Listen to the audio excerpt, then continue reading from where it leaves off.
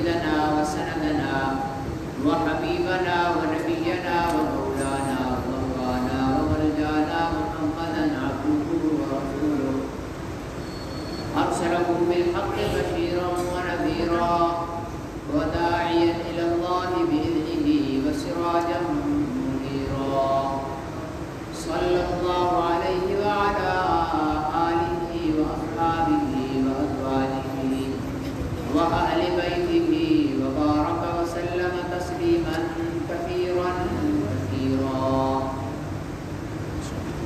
أما بعد فأعوذ بالله من الشيطان الرجيم. بسم الله الرحمن الرحيم. فإن آمنوا بمثل ما آمنتم به فقد اهتدوا وإن تولوا فإنما هم في شقاق فسيكفيكهم الله وهو السميع العليم. صدق الله العظيم. خیر سے رمضان المبارک کا 26واں روزہ گزر رہا ہے. باقی 3 یا 4 روزے رہ گئے. اللہ تعالیٰ سے دعا ہے کہ اللہ تعالیٰ ان لمحات کو ہمیں قیمتی بنانے کی توفیق نصیب فرمائے. آمین. جتنا ہو سکے ذکر و اذکار اور قرآن کی تلاوت، نبی پاک صلی اللہ علیہ وسلم پر درود، اس کا اہتمام کریں اور دعائیں کریں کہ اللہ تعالیٰ انسانیت پر آئی ہوئی جو مصیبت کورونا کے نام سے، سچی یا جھوٹی، بہرحال مصیبت تو ہے، اس سے ساری انسانیت کو نجات دے. آج بازار بند ہو گئے شاید، مارکیٹ کے بندے، تاجر حضرات بیچارے پریشان. حضرت عمر رضی اللہ تعالیٰ عنہ نے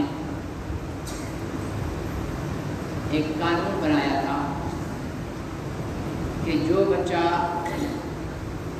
جب دودھ چھوڑ دے گا، بچے کا دودھ چھوڑایا جاتا ہے پیدائش کے بعد 2 سال 2.5 سال بعد، تو جو بچہ دودھ چھوڑ دے گا تو اس کا سرکاری خزانے سے وظیفہ مقرر کر دیا جائے گا کھانے پینے کے لیے. ظاہر دودھ چھوڑ دیا تو کھائے گا پیے گا، خود تو کمانے جیسا ہے نہیں، باپ غریب ہے یا مالدار ہے کچھ پتہ نہیں. تو حضرت عمر رضی اللہ تعالیٰ نے تمام چھوٹے بچوں کا بالغ ہونے تک وظیفہ مقرر کر دیا.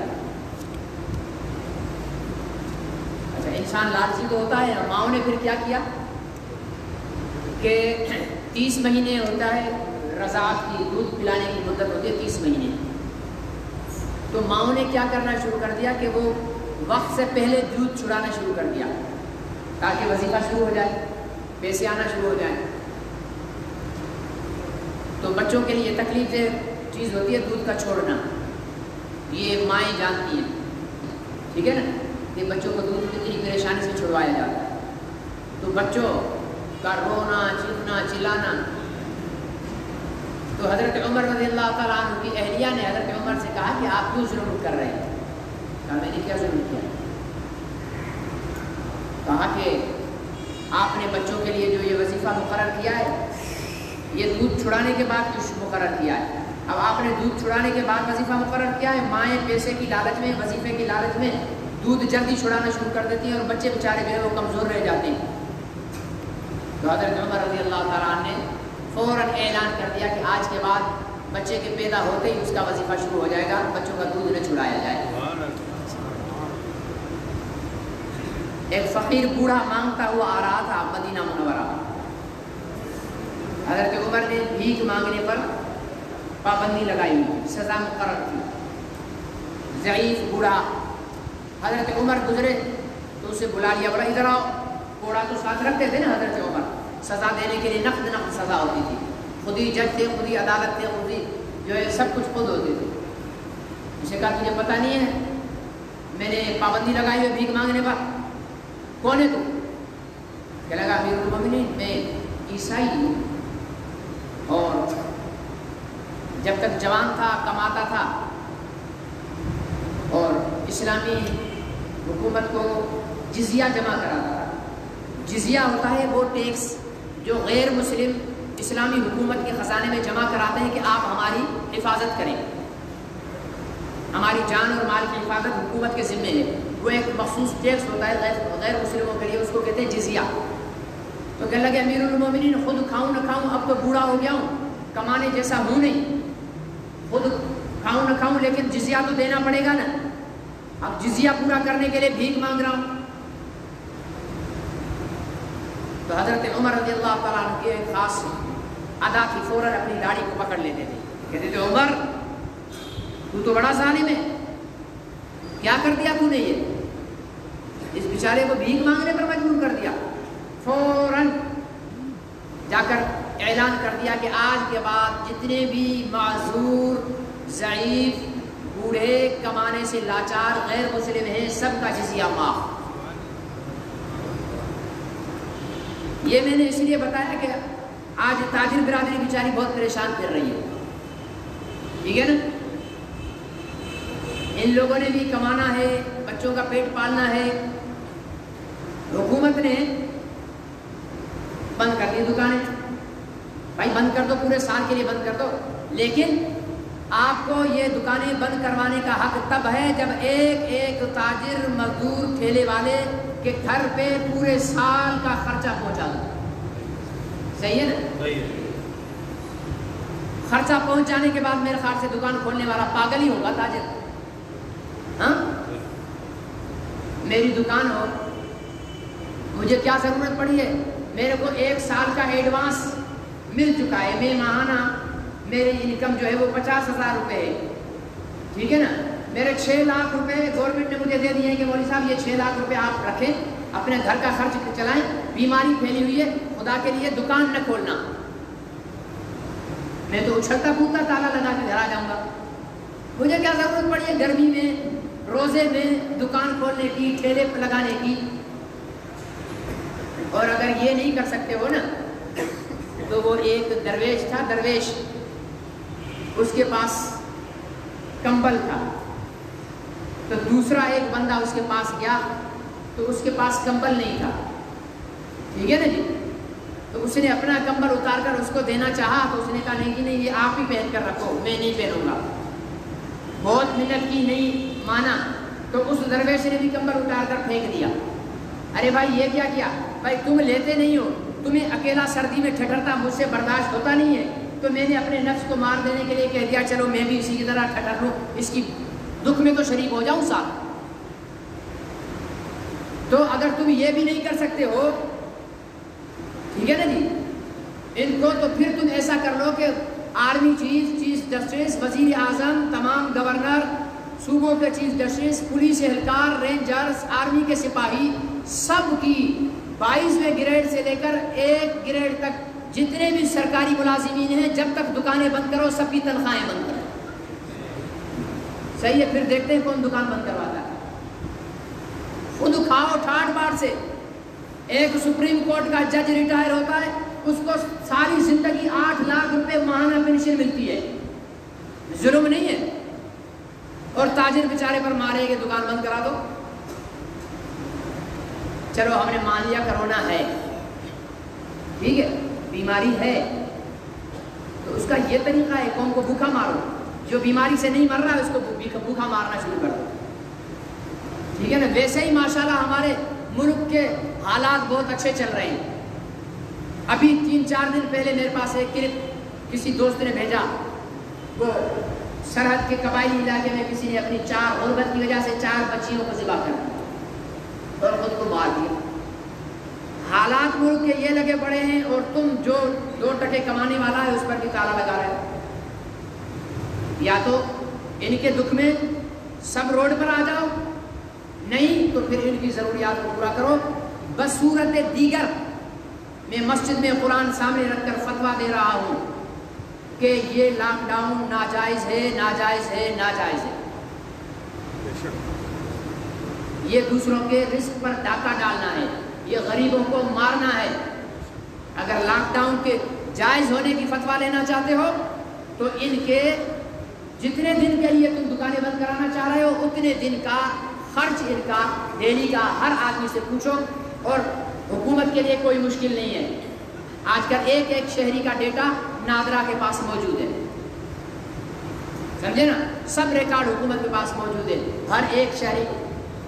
برطانیہ کے اندر ابھی بھی مظاہرے چل رہے ہیں، جب پچھلی لہر میں مظاہرے چلے تھے نا، برطانیہ نے لاک ڈاؤن کروایا، تو ہمارے آقا تو ہے نا، وہ ساری زندگی انہیں کی غلامی کر کے تو ہم آزاد ہوئے نا، تو ہم بھی وہی کام کر رہے ہیں۔ تو انہوں نے لاک ڈاؤن کروایا، 1 دن 2 دن 4 دن، جب تاجروں نے دیکھا یار یہ تو مصیبت پڑ گئی ہے، روڈ پر آ گئے، تو پتہ ہے حکومت نے کیا کیا؟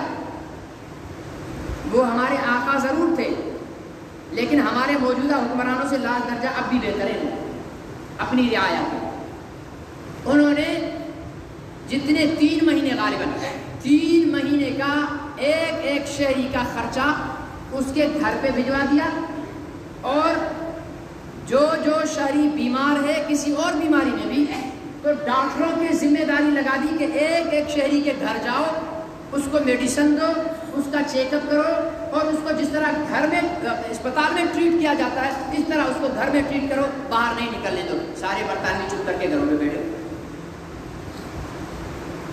ایسا پاکستان کہ حکمرانوں تمہارے آقاؤں نے کیا ہے کہ تم غلام ہو، تم اپنے آقاؤں کی سنت کو زندہ کر لو۔ چلو نبی کی سنت پہ موت آتی ہے، حضرت فاروق اعظم کی سنت پہ موت آتی ہے، تو حضرت برطانیہ صاحب کی سنت پر عمل کر لو، تب بھی سکون ہو جائے گا۔ بہرحال یہ میرے گفتگو موضوع کے نہیں تھی، یہ تو تمہید کے طور پر ویسے ہی بات ذہن میں آ گئی۔ تاجر حضرات بیچارے تو دل ہمارا بھی جلتا ہے، ٹھیک ہے نا جی، کمانے والے محنت کش مزدور پریشان بیٹھے ہوئے، عید سر پر ہے، تو یہ بہت نامناسب سا عمل ہے۔ اللہ تعالیٰ ہمیں بھی ہدایت نصیب فرمائے اور ہمارے حکمرانوں کو بھی ہدایت نصیب فرمائے۔ ہمارے حکمرانوں کو ہدایت اس لیے نہیں ہے کہ ہم خود بھی ہدایت پہ نہیں ہیں، ہم خود چور ہیں تو حکمران بھی ہمارے چور ہیں، ہم سدھر جائیں گے تو انشاءاللہ حکمران بھی اچھے آتے ہیں۔ پہلے 3 دن جو ہمارا درس ہوا تھا اس میں پہلا موضوع تھا کہ محبت کیسے کی جائے نبی پاک صلی اللہ علیہ وسلم سے، دوسرا موضوع تھا کہ محبت کیوں کی جائے نبی پاک صلی اللہ علیہ وسلم سے، تیسرا موضوع تھا کہ محبت رسول کا تقاضا کیا۔ آج بھی محبت رسول سے متعلق ہی ایک عنوان ہے کہ مولوی صاحب آپ نے باتوں باتوں میں تو بڑی چیزیں ثابت کر دی، کوئی نمونہ بھی تو پیش کرو محبت رسول کا، کہ انسانوں نے حضور علیہ السلام سے جیسی محبت آپ تقریر میں کہہ رہے ہو ویسی محبت واقعتاً انسانوں نے حضور علیہ السلام سے کی بھی ہے یا نہیں۔ تو آج میں نے قرآن پاک کی ایک آیت تلاوت کی ہے، سورہ بقرہ کی آیت نمبر 137 ہے۔ اس میں اللہ تعالیٰ نے فرمایا کہ فَإِنْ آمَنُوا بِمِثْلِ مَا آمَنْتُمْ بِهِ، اگر وہ بھی ایمان لے آئے جس طرح تم ایمان لے آئے ہو تو وہ ہدایت پر ہیں۔ اس آیت کے اندر اللہ تعالیٰ صحابہ اکرام کو فرما رہے ہیں کہ اگر، کیونکہ یہودی کہتے تھے کہ ہم ہدایت پر ہیں، عیسائی کہتے تھے کہ ہم ہدایت پر ہیں، صابین کہتے تھے کہ ہم ہدایت پر ہیں، تو اللہ تعالیٰ نے یہ قرآن کی آیت نازل کر کے فیصلہ کر دیا، فرمایا کہ ہدایت پر صرف وہ ہے جو تمہارے طریقے سے ایمان لائے۔ یہ تمہارے طریقے سے میں تم کون ہیں؟ صحابہ، بولتے نہیں، صحابہ، دل سے بولیں، صحابہ کا نام ہے، بلند لیں، صحابہ، یہ تم صحابہ ہیں۔ اللہ نے فرمایا کہ وہ ایمان لے آئیں ایسا ایمان جیسا تم لائے ہو تو ہدایت والے ہوں گے۔ اس کا مطلب کیا کہ اللہ تعالیٰ نے صحابہ اکرام کو قیامت تک آنے والے انسانوں کے لیے ایمان کا معیار، ایمان کا پیمانہ، ایمان کا تھرمامیٹر بنا دیا۔ بخار چیک کرنے کے لیے تھرمامیٹر ہوتا ہے نا، پہلے پرانا والا زبان میں رکھتے تھے، ابھی یہاں پر لگا دیتے ہیں، جلدی سے بخار بتا دیتا ہے میٹر۔ صحابہ اکرام کو معیار بنا دیا، پیمانہ بنا دیا۔ اگر تم نے ایمان تولنا ہے تو صحابہ اکرام کے ایمان پر اپنے ایمان کو تول لو۔ تم اپنے اعمال کو تولنا چاہتے ہو، صحابہ کے ایمان اعمال کے مطابق اپنے اعمال کو تول لو۔ اگر تمہارا ایمان صحابہ کے ایمان کے مطابق ہے تو تمہارے اعمال صحابہ کے اعمال کے مطابق ہیں تو تم ہدایت والے ہو، اگر صحابہ کے ایمان کے مطابق تمہارا ایمان اور تمہارے اعمال نہیں ہیں تو تم ہدایت والے فإنما هم فی شقاق، پھر وہ ضد اور ہٹ درمی ہے۔ اب سوال یہ ہے کہ صحابہ اکرام کو اللہ تعالیٰ نے یہ مقام کیوں عطا فرمایا کہ باقی قیامت تک آنے والے انسانوں کے لیے اللہ تعالیٰ نے صحابہ اکرام کو معیار بنا دیا؟ اجمی ہو، عربی ہو، افریقی ہو، امریکی ہو، کسی خطے کا رہنے والا ہو، ساری دنیا کے انسانوں کے لیے بتا دیا کہ معیار صحابہ والا ہوگا۔ کیوں؟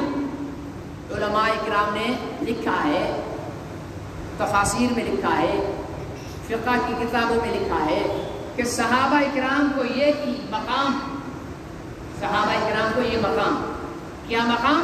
حضور علیہ السلام نے فرمایا میرا صحابی ایک مٹھی جو اللہ کے راستے میں صدقہ کرے اور بعد میں آنے والا انسان احد پہاڑ سونا اللہ کے راستے میں صدقہ کر دے تب بھی میرے صحابی کی مٹھی جو کا مقابلہ نہیں ہو سکتا۔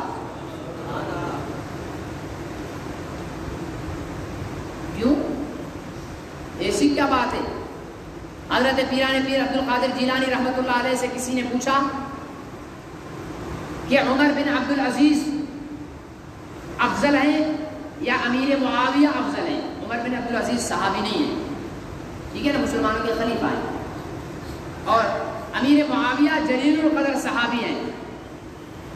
تو وہ شخص امیر معاویہ سے بغض رکھنے والا تھا۔ آج کل بھی جیسے کالے کوے امیر معاویہ سے بغض رکھنے والے کالے سانپ ہیں نا، اس طرح وہ بھی کوئی کالا سانپ تھا، وہ امیر معاویہ سے بغض رکھتا تھا۔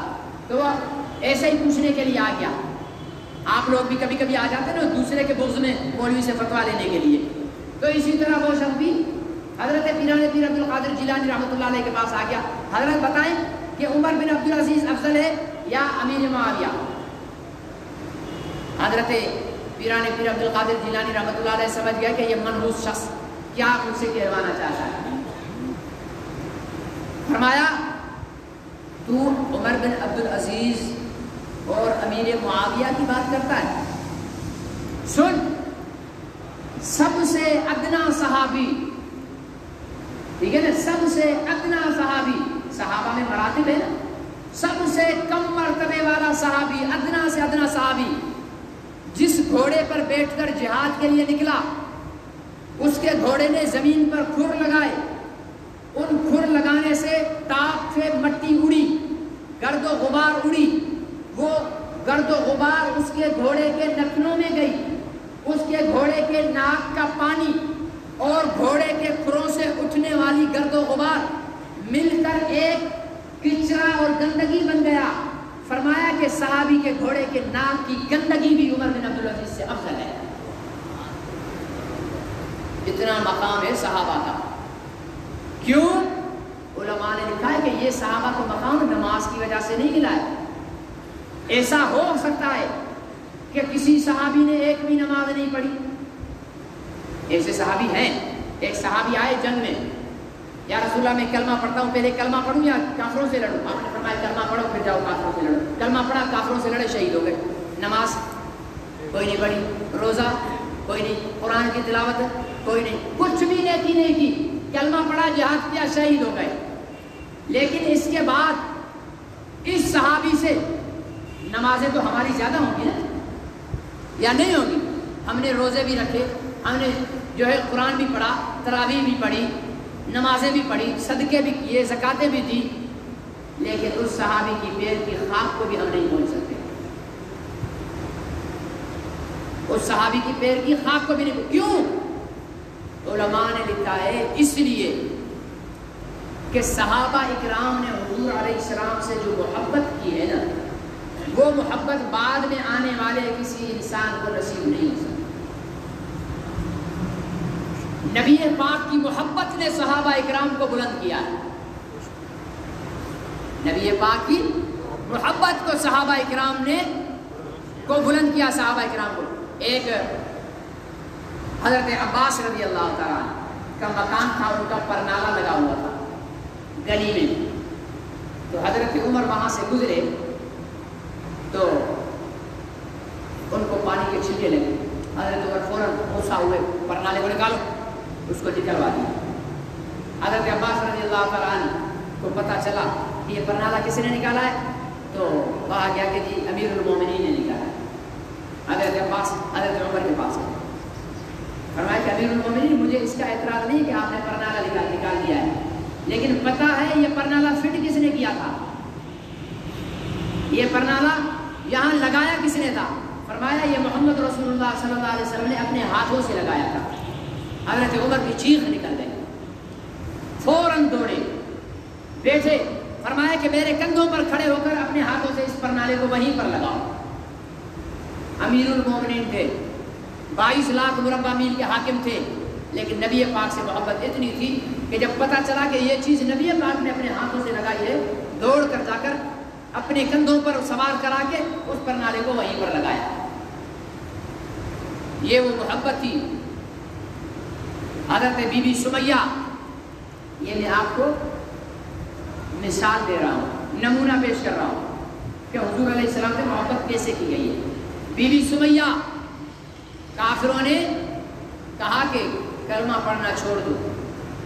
انہوں نے کلمہ پڑھنا، خاتون تھی، صنف نازک، ٹھیک ہے نا، آج کی صنف نازک بازاروں میں چکر لگاتی پھر رہی ہے، اور اس وقت کی صنف نازک کیا تھی؟ انہوں نے کہا کہ کلمہ پڑھنا چھوڑ دو، محمد کا دامن چھوڑ دو. حضرت بی بی سمیہ نے فرمایا کہ میں تو نہیں چھوڑ سکتا. آپ کو لٹایا زمین پر، ہاتھ کو، ایک ہاتھ کو ادھر، ایک ہاتھ کو ادھر، ایک ٹانگ کو ادھر، ایک ٹانگ کو ادھر، رسے باندھ دیے. ہاں رسے باندھ دیے، 2 اونٹ ادھر کھڑے کر دیے، 2 اونٹ ادھر کھڑے کر دیے. ایک ہاتھ کا رسا ایک اونٹ کو، دوسرے ہاتھ کا رسا دوسری ٹانگ کا رسا اس اونٹ کو، اس طرف والے ہاتھ کا اور ٹانگ کا رسا ان اونٹوں کو باندھ دیا. اور فرمائے کہ دیکھ، کہنے لگے دیکھو سمیہ ابھی بھی وقت ہے، باز آ جاؤ، محمد کا نام لینا چھوڑ دو، ورنہ ہم ان اونٹوں کو چلا دیں گے. اگر اونٹوں کو چلا دیا جائے تو کیا ہوگا؟ بیچ میں سے. حضرت بی بی سمیہ نے جواب دیا کہ کچھ بھی ہو جائے میں محمد عربی صلی اللہ علیہ وسلم کا دامن نہیں چھوڑ سکتی. ان ظالموں نے وہ اونٹ ہانک دیے.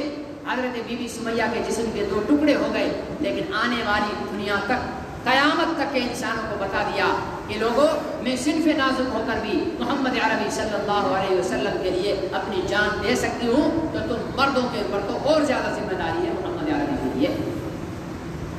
ایک جنگ میں حضور علیہ السلام نے فرمایا کہ اپنے عورتوں سے اپیل کی، اپنے مردوں کو، اپنے بھائیوں کو، اپنے شوہروں کو، اپنے والدوں کو بھیجو، جہاد کے لیے تیار کر کے بھیجو. تو ایک خاتون حضور علیہ السلام کے پاس آئی، 6 مہینے کا دودھ پیتا بچہ لے کر، 6 مہینے کا دودھ پیتا بچہ لے کر آئی. یا رسول اللہ اس کو بھی لے جاؤ. آپ نے فرمایا میری بیٹی، اس کو کیا لے جاؤں، اس کو تو ہمیں سنبھالنا پڑے گا، یہ تو خود کچھ نہیں کر سکتا، 6 مہینے کا بچہ ہے، مجھے تو جوان چاہیے جو لڑے. جانتے ہو صحابیہ نے کیا جواب دیا؟ عرض کیا یا رسول اللہ میں آپ کو اس لیے نہیں دے رہی ہوں کہ اس کو جنگ میں لے جاؤ اور اس کا خیال کرو، میرا شوہر بھی اسلام کے جہاد میں شہید ہو چکا، میرے بھائی بھی، میرا والد بھی، اب یہ میرے شوہر کی 6 مہینے کی چھوٹی سی نشانی ہے، اس کو اپنے ہاتھ میں رکھنا، جہاد میں جنگ میں جب جاؤ تو بطور ڈھال اس کو استعمال کرنا. جب کوئی دشمن آپ پر تیر پھینکے یا تلوار کا وار کرے تو میرے بچے کو سامنے کر دینا، تاکہ دشمن کا وار آپ پر پہنچنے سے پہلے میرے بچے پر پہنچے، اور کل قیامت کے دن میں فخر سے آپ کے سامنے حاضر ہو سکوں کہ یا رسول اللہ میں نے تو اپنی ساری پوری آپ پر اٹھائی.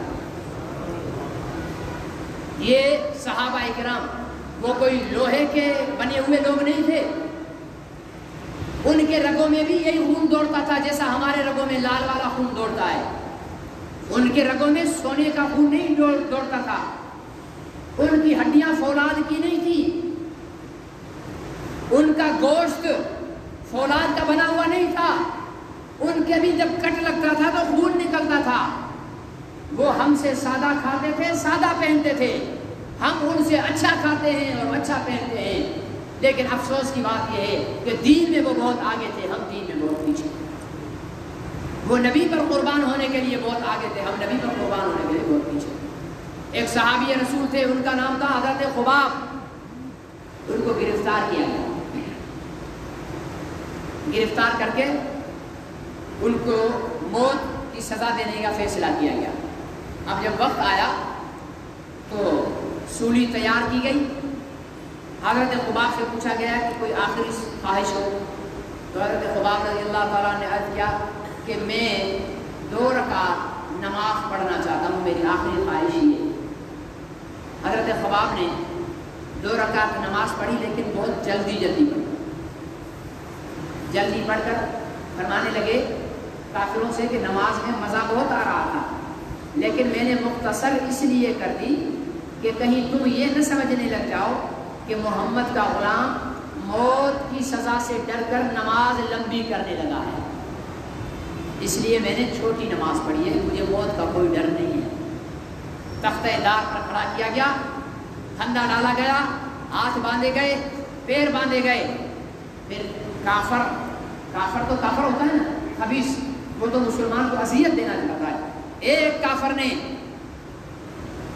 حضرت خباب سے کہا کہ خباب، ایک شرط پر آپ کو ہم چھوڑ سکتے ہیں، تصور کرو آپ کہ آپ وہاں حضرت خباب کی جگہ ہو، گلے میں پھندا ہے، ہاتھ بندھے ہوئے، ہاں پیر بندھے ہوئے، صرف رسہ کھینچنے کی دیر ہے، اور آپ کو کہہ دیا جائے کہ بھائی ایک شرط پر آپ کی جان بخشی جائے گی، ہم تو کہیں گے 100 شرطیں قبول ہیں، ہمیں یہاں سے چھوڑ دو، ہے کہ نہیں؟ لیکن وہ صحابی رسول تھے، پوچھا کیا شرط ہے؟ کہنے لگے صرف اپنی زبان سے اتنا کہہ دو کہ اس سولی کے تختے پر، ہانسی کے تختے پر میری جگہ محمد ہوتے تو مجھے کوئی بھی تکلیف نہیں ہوتی، بس یہ کہہ دو۔ انہوں نے جب یہ بات سنی تو خباب کی چیخیں نکل گئی، رونے لگے۔ وہ بہادر جو موت کے سے نہیں ڈر رہا تھا، وہ حضور علیہ السلام کے لیے اس بے ادبی کے الفاظ پر رو پڑے اور فرمانے لگے کہ ظالموں، تم یہ بات کہتے ہو، میں تو یہ چاہتا ہوں کہ میرے جسم پر جتنے بال ہیں اللہ مجھے اتنی جانیں دے دے، اور ایک ایک جان اللہ تعالیٰ کہ نبی پر یوں قربان ہوتی جائے، لیکن میرے آقا کو مدینے میں پیر میں کانٹا بھی نہ چبھے۔ سولی پر چڑھ گئے، لیکن حضور علیہ السلام کے لیے غلط لفظ سننا گوارا نہیں کیا۔ حالانکہ اگر وہ صحابی وہاں پر یوں کہہ دیتے تو کافر نہیں ہو جاتے، اگر یوں کہہ دیتے تو صحابی کافر نہیں ہو جاتے، کیونکہ اقرار میں کوئی غلط بات کہلانا، جبر میں جان بچانے کے لیے غلط بات کہہ دینا، دل سے نہیں زبان سے بندہ کافر نہیں ہوتا، لیکن فتویٰ میں تو وہ کافر نہیں ہوتا ہے، تقویٰ میں، عشق میں بندہ کافر ہو جاتا ہے۔ اس لیے اس صحابی رسول نے یہ بات اپنی زبان سے نہیں کہی۔ میرے عزیز دوست اور محترم بزرگوں، صحابہ اکرام کی سیرت کا مطالعہ کرو، ان کو پڑھو، ایک ایک صحابی کی حضرت عبداللہ ابن مسعود رضی اللہ تعالیٰ عنہ نبی پاک جس منبر پر تشریف فرما کر خطبہ دیتے تھے نا، پتہ ہے اس کو صاف کس سے کرتے تھے؟ اپنی پگڑی سے نہیں، اپنے رومال سے نہیں، منبر کو اپنی داڑھی سے یوں جھاڑو لگاتے، یوں جھاڑو لگاتے تھے نبی پاک کے منبر کو حضرت عبداللہ ابن مسعود اپنی داڑھی سے۔ یہ ہوتی ہے محبت، یہ ہوتا ہے عشق۔ ہم نے تو غلام رسول میں موت کی قبول جو ہونے شروع مصطفیٰ زندگی پورے غلام ہے، غلام ہے رسول کو، غلام ہے، نعرہ تکبیر، قاعدہ ختم، زندہ باد، فتح، زندہ باد، فتح، ہڑتال کی، یہ کیا ہو گیا، شام کو جا کر ڈٹ کے پیٹ بھر کر کھانا کھایا، خراٹے لے رہے سو رہے ہیں، یہ عاشق ہیں، عاشق وہ تھے عاشق۔ ہم تو عاشقان رسول پر دھبا ہیں سیاہ۔ ہم نے کیا برداشت کیا حضور علیہ السلام کے لیے؟ کچھ بھی نہیں۔ اس لیے میرے بھائیوں، نمونہ موجود ہے صحابہ کا، صحابہ کو مقام ملا ہی محبت رسول کی وجہ سے۔ اس لیے اگر ہم بھی دنیا میں کوئی مقام پانا چاہتے ہیں، دنیا میں بلندی چاہتے ہیں، تو محمد عربی کے قدموں سے جڑ جائیں، انشاءاللہ تمام بلندیاں مل جائیں گی. اللہ مجھے راہ کو